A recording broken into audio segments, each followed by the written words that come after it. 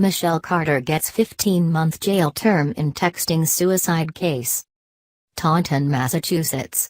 Michelle Carter, the Massachusetts woman convicted in June of involuntary manslaughter for encouraging a close friend, through text messages and phone calls, to commit suicide, was sentenced on Thursday to 15 months in a county jail.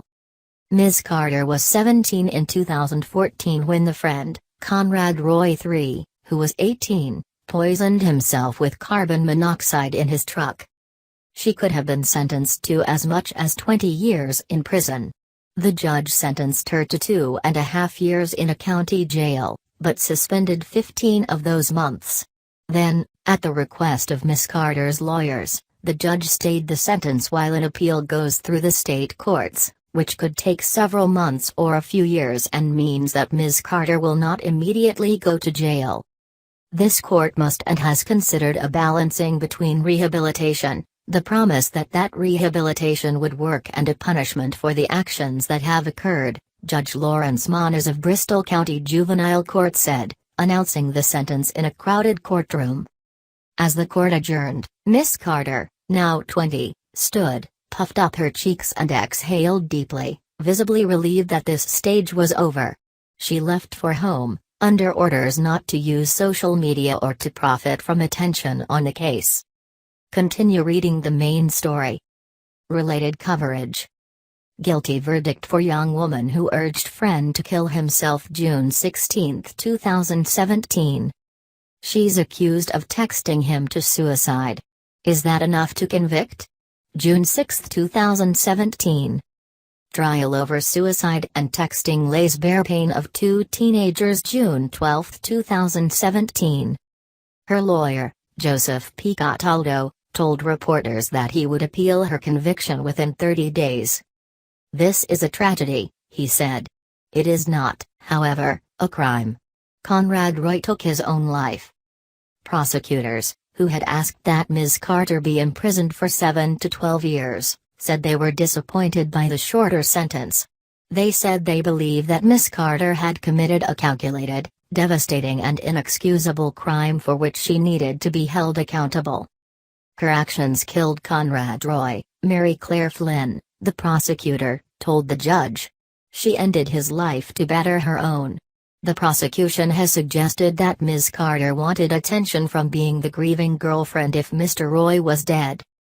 Ms. Flynn also said that Ms. Carter had shown no remorse, a statement that her defense lawyer disputed.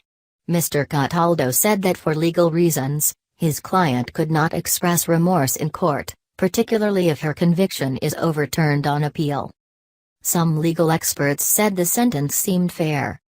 It recognizes this is an aberrant crime, a juvenile crime, a crime of social media, of the internet, and of the unique dramas of teenage boys and girls, said Nancy Gertner, a former federal judge and a professor at Harvard Law School. It deserves punishment, but you have to put it in context. That context, she said, includes research and legal recognition that the adolescent brain is still developing at 17 and that spending any time in jail could be especially damaging to a troubled young woman like Miss Carter. Daniel Med, a law professor at Northeastern University, also praised the decision, noting Miss Carter's age as well as her own mental health issues. I suspect the judge opted for the house of detention rather than state prison to keep her close to her family and support network, given the emphasis that he placed on rehabilitation in his remarks, Mr. Med said. The case raised thorny questions about whether Miss Carter could be considered responsible for Mr. Roy's suicide, especially because she was far from the scene and had not provided him with a weapon. But Miss Carter had sent Mr. Roy scores of texts encouraging him to kill himself. And on the night in question, after he climbed out of his truck as it filled with fumes, she talked to him by phone and, according to prosecutors and the judge, told him to get back in. He did, and was found dead the next morning. Miss Carter's failure to help him in that crucial moment, by calling the police or by urging him to stay out of the truck, was what led Judge Moniz in June to find her guilty of involuntary manslaughter during the non-jury trial.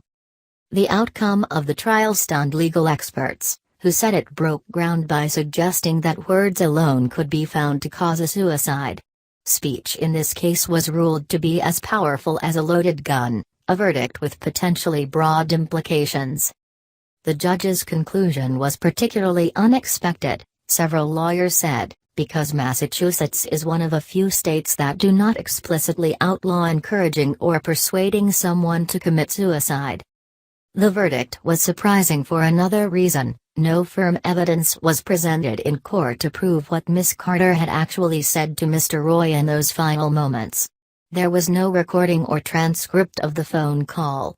The belief that she had ordered him to get back into his truck was based on a text that Ms. Carter sent to another friend 3 months after the death.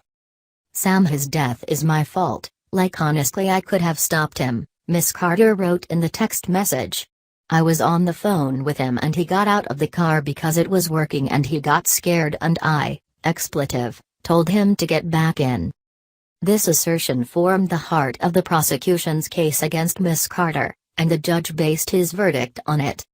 But on Thursday, Mr. Cataldo, Ms. Carter's lawyer, said he expected the judge's verdict to be overturned.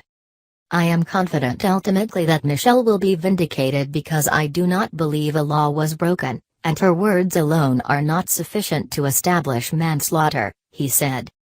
Miss Carter and Mr. Roy had met on vacation in Florida through their families, but once both were back in Massachusetts, they rarely saw each other. But they developed an intense virtual relationship, texting dozens of times a day. She called him her boyfriend, although he did not seem to regard her in the same way. Both were troubled teenagers, with deep social anxieties. Mr. Roy was depressed and had tried to kill himself before. Miss Carter, who had an eating disorder and said she had been cutting herself, had been treated in a psychiatric hospital. At first, Miss Carter tried to dissuade Mr. Roy from killing himself, according to many of their text messages, which became public during the trial. But he appeared determined to do so, and she eventually gave up trying to talk him out of it and embraced the idea. She then helped him plan the details of how to kill himself with carbon monoxide, even advising him at one point, "If you emit 3,200 parts per million of it for 5 to 10 minutes you will die within a half hour." In statements read in court before the sentencing, Mr. Roy's family asked the judge to impose the maximum sentence. "I cannot begin to describe the despair I feel over the loss of my son," his father, Conrad Roy Jr., told the court. He said that Miss Carter had exploited my son's weaknesses and used him as a pawn in her own well-being. Finally, he asked the court, "In what kind of world is this behavior okay and acceptable?"